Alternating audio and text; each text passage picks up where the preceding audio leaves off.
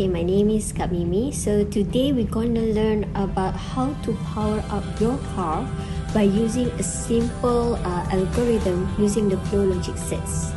So stay tuned and watch the video.